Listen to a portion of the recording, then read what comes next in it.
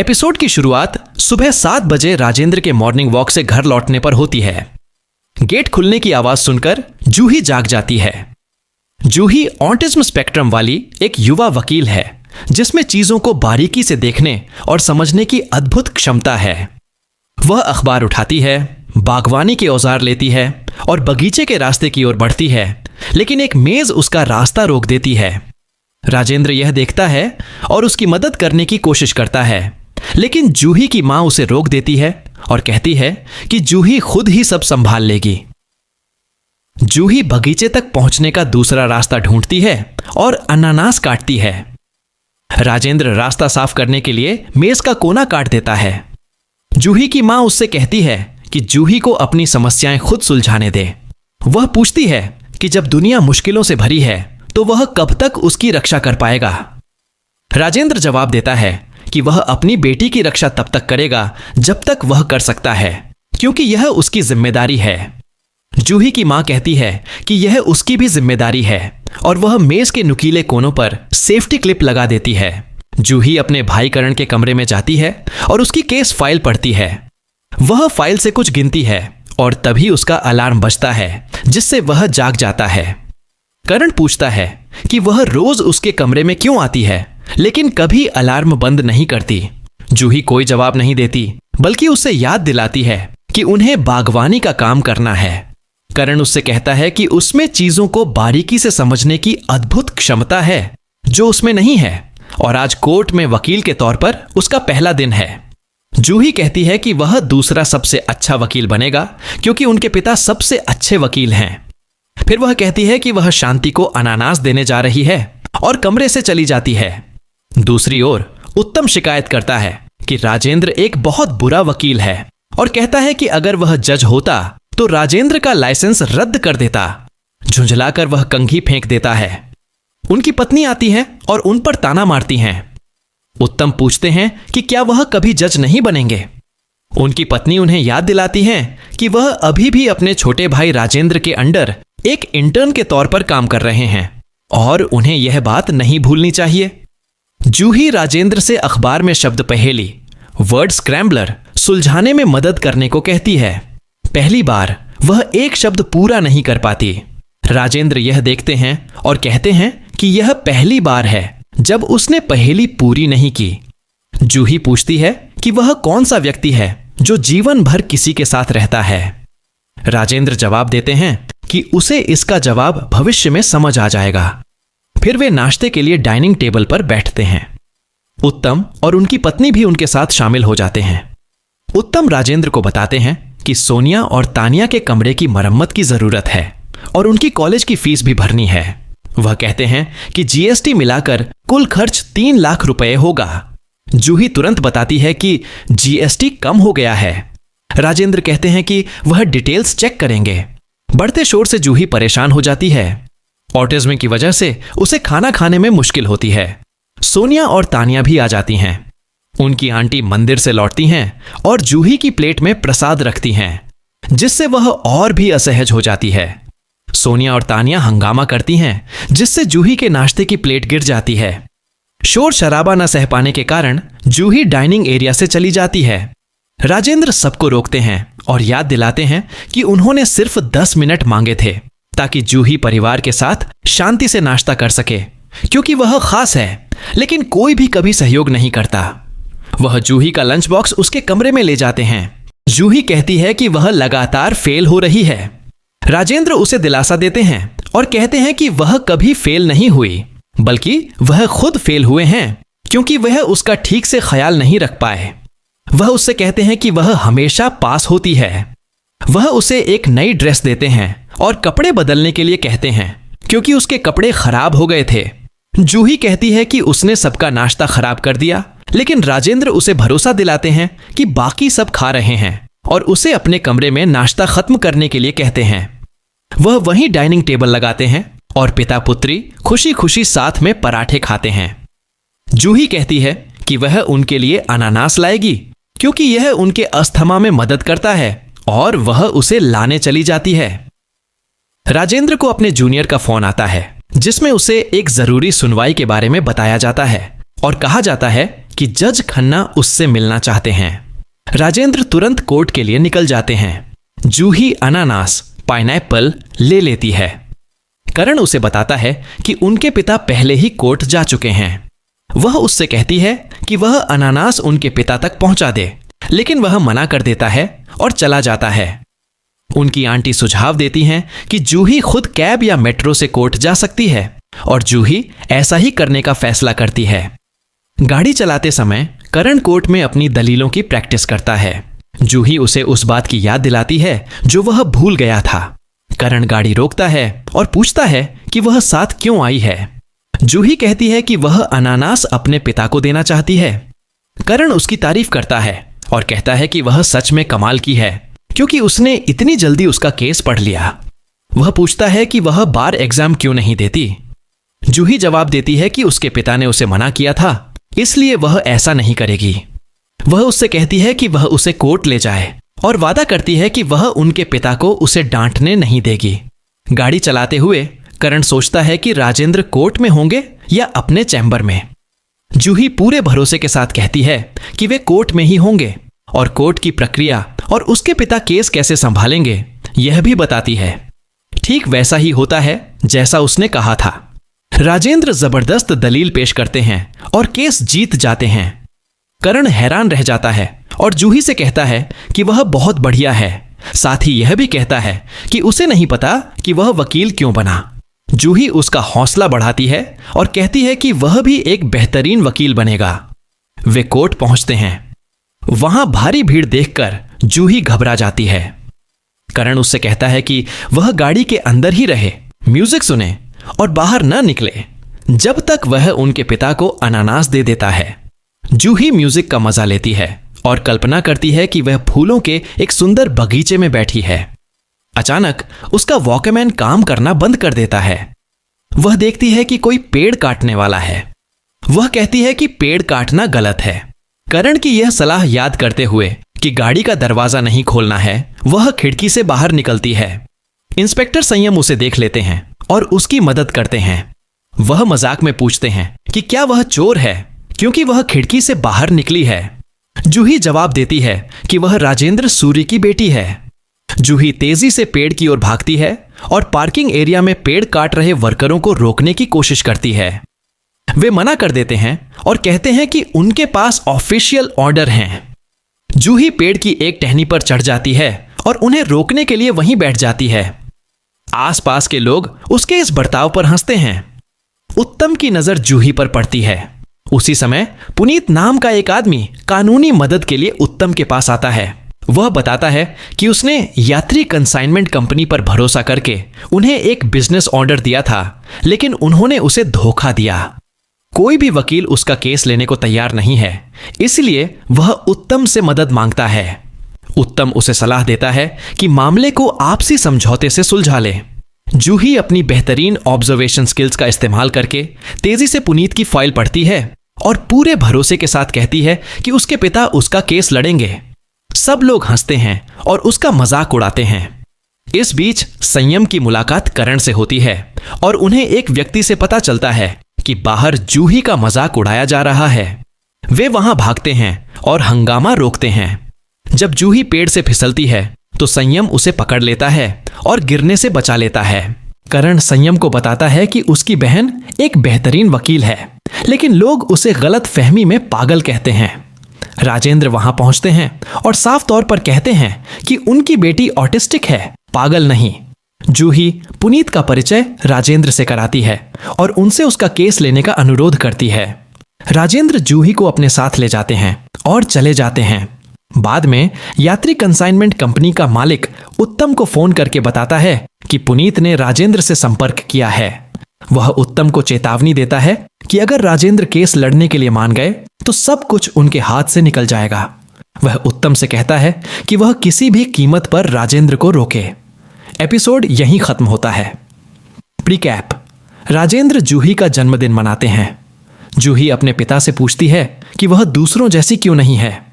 राजेंद्र को एहसास होता है कि वह हमेशा जूही के साथ नहीं रह सकते और वे उसे दुनिया का सामना करना और अपनी समस्याएं खुद हल करना सिखाने का फैसला करते हैं। वह अपनी पत्नी को अपने फैसले के बारे में बताते हैं।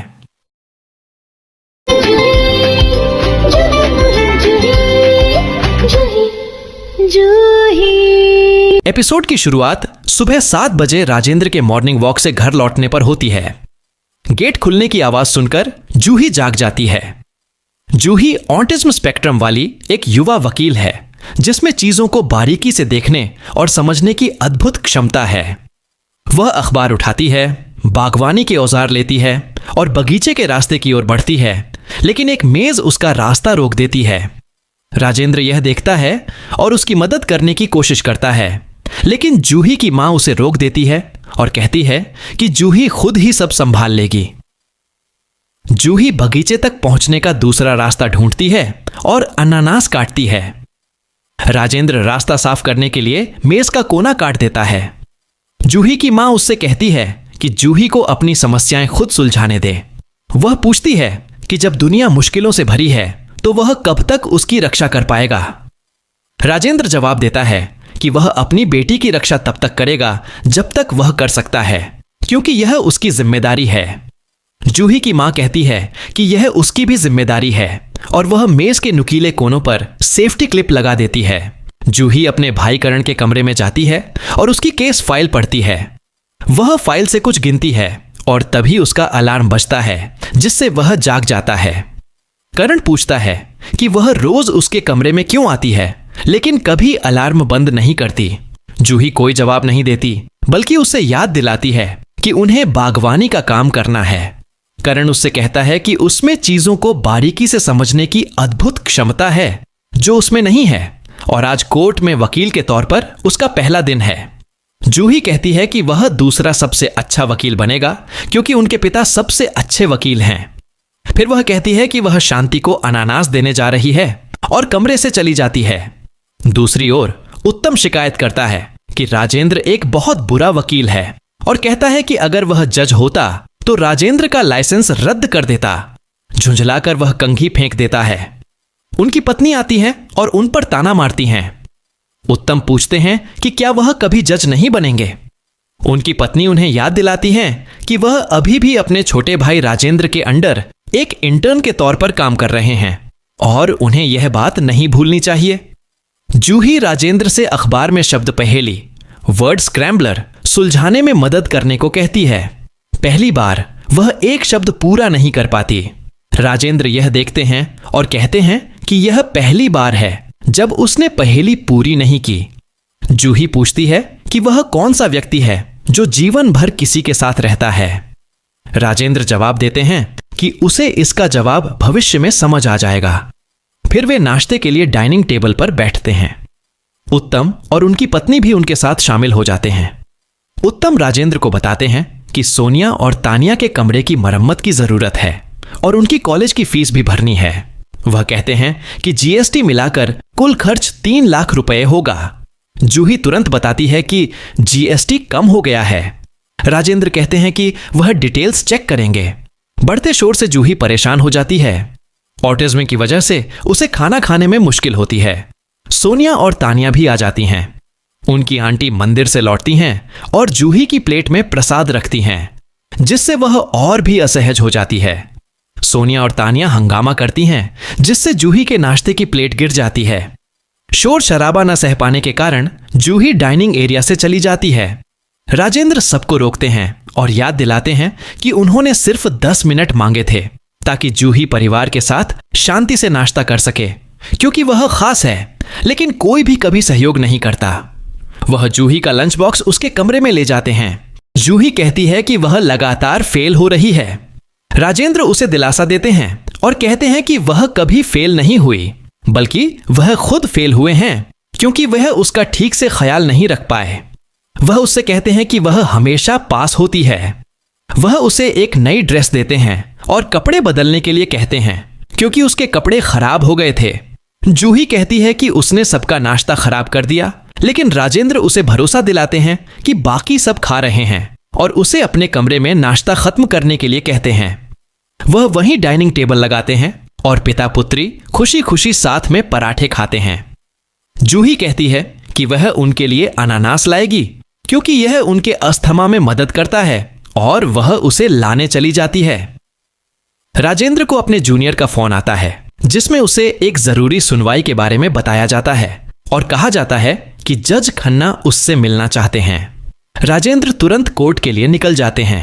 जूही अनानास पाइनएप्पल ले लेती है।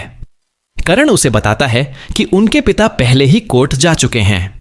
वह उससे कहती है कि वह अनानास उनके पिता तक पहुंचा दे, लेकिन वह मना कर देता है और चला जाता है।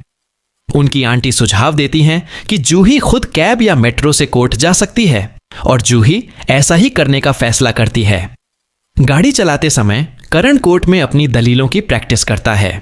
जूही उसे उस बात की याद दिलाती है जो वह भूल गया था। करण गाड़ी रोकता है और पूछता है कि वह साथ क्यों आई है। जूही कहती है कि वह अनानास अपने पिता को देना चाहती है। करण उसकी तारीफ करता है और कहता है कि वह सच में कमाल की है क्योंकि उसने इतनी जल्दी उसका केस पढ़ लिया। वह पूछता है कि वह बार एग्जाम क्यों नहीं देती। जूही जवाब देती है कि उसके पिता ने उसे मना किया था, इसलिए वह ऐसा नहीं करेगी। वह उससे कहती है कि वह उसे कोर्ट ले जाए और वादा करती है कि वह उनके पिता को उसे डांटने नहीं देगी। गाड़ी चलाते हुए करण सोचता है कि राजेंद्र कोर्ट में होंगे या अपने चैम्बर में। जूही पूरे भरोसे के साथ कहती है कि वे कोर्ट में ही होंगे और कोर्ट की प्रक्रिया और उसके पिता केस कैसे संभालेंगे यह भी बताती है। ठीक वैसा ही होता है जैसा उसने कहा था। राजेंद्र जबरदस्त दलील पेश करते हैं और केस जीत जाते हैं। करण हैरान रह जाता है और जूही से कहता है कि वह बहुत बढ़िया है। साथ ही यह भी कहता है कि उसे नहीं पता कि वह वकील क्यों बना। जूही उसका हौसला बढ़ाती है और कहती है कि वह भी एक बेहतरीन वकील बनेगा। वे कोर्ट पहुंचते हैं। वहां भारी भीड़ देखकर जूही घबरा जाती है। करण उससे कहता है कि वह गाड़ी के अंदर ही रहे, म्यूजिक सुने और बाहर न निकले जब तक वह उनके पिता को अनानास दे देता है। जूही म्यूजिक का मजा लेती है और कल्पना करती है कि वह फूलों के एक सुंदर बगीचे में बैठी है। अचानक उसका वॉकमैन काम करना बंद कर देता है। वह देखती है कि कोई पेड़ काटने वाला है। वह कहती है कि पेड़ काटना गलत है। करण की यह सलाह याद करते हुए कि गाड़ी का दरवाजा नहीं खोलना है, वह खिड़की से बाहर निकलती है। इंस्पेक्टर संयम उसे देख लेते हैं और उसकी मदद करते हैं। वह मजाक में पूछते हैं कि क्या वह चोर है क्योंकि वह खिड़की से बाहर निकली है। जूही जवाब देती है कि वह राजेंद्र सूरी की बेटी है। जूही तेजी से पेड़ की ओर भागती है और पार्किंग एरिया में पेड़ काट रहे वर्करों को रोकने की कोशिश करती है। वे मना कर देते हैं और कहते हैं कि उनके पास ऑफिशियल ऑर्डर हैं। जूही पेड़ की एक टहनी पर चढ़ जाती है और उन्हें रोकने के लिए वहीं बैठ जाती है। आसपास के लोग उसके इस बर्ताव पर हंसते हैं। उत्तम की नजर जूही पर पड़ती है। उसी समय पुनीत नाम का एक आदमी कानूनी मदद के लिए उत्तम के पास आता है। वह बताता है कि उसने यात्री कंसाइनमेंट कंपनी पर भरोसा करके उन्हें एक बिजनेस ऑर्डर दिया था, लेकिन उन्होंने उसे धोखा दिया। कोई भी वकील उसका केस लेने को तैयार नहीं है, इसलिए वह उत्तम से मदद मांगता है। उत्तम उसे सलाह देता है कि मामले को आपसी समझौते से सुलझा ले। जूही अपनी बेहतरीन ऑब्जर्वेशन स्किल्स का इस्तेमाल करके तेजी से पुनीत की फाइल पढ़ती है और पूरे भरोसे के साथ कहती है कि उसके पिता उसका केस लड़ेंगे। सब लोग हंसते हैं और उसका मजाक उड़ाते हैं। इस बीच संयम की मुलाकात करण से होती है और उन्हें एक व्यक्ति से पता चलता है कि बाहर जूही का मजाक उड़ाया जा रहा है। वे वहां भागते हैं और हंगामा रोकते हैं। जब जूही पेड़ से फिसलती है तो संयम उसे पकड़ लेता है और गिरने से बचा लेता है। करण संयम को बताता है कि उसकी बहन एक बेहतरीन वकील है, लेकिन लोग उसे गलत फहमी में पागल कहते हैं। राजेंद्र वहां पहुंचते हैं और साफ तौर पर कहते हैं कि उनकी बेटी ऑटिस्टिक है, पागल नहीं। जूही पुनीत का परिचय राजेंद्र से कराती है और उनसे उसका केस लेने का अनुरोध करती है। राजेंद्र जूही को अपने साथ ले जाते हैं और चले जाते हैं। बाद में यात्री कंसाइनमेंट कंपनी का मालिक उत्तम को फोन करके बताता है कि पुनीत ने राजेंद्र से संपर्क किया है। वह उत्तम को चेतावनी देता है कि अगर राजेंद्र केस लड़ने के लिए मान गए तो सब कुछ उनके हाथ से निकल जाएगा। वह उत्तम से कहता है कि वह किसी भी कीमत पर राजेंद्र को रोके। एपिसोड यहीं खत्म होता है। प्रीकैप। राजेंद्र जूही का जन्मदिन मनाते हैं। जूही अपने पिता से पूछती है कि वह दूसरों जैसी क्यों नहीं है। राजेंद्र को एहसास होता है कि वह हमेशा जूही के साथ नहीं रह सकते और वे उसे दुनिया का सामना करना और अपनी समस्याएं खुद हल करना सिखाने का फैसला करते हैं। वह अपनी पत्नी को अपने फैसले के बारे में बताते हैं